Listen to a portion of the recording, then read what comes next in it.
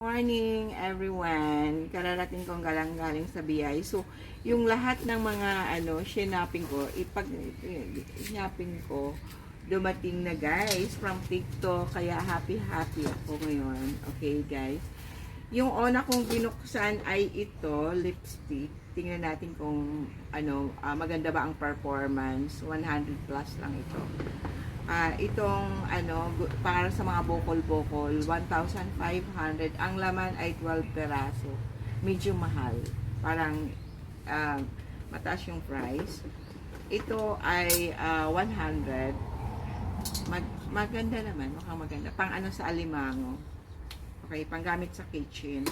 Tapos yung 350, ito cute naman, maganda naman, malaki. Akala ko nga ito maliit eh. Malaki pala. So, ito naman ay 400.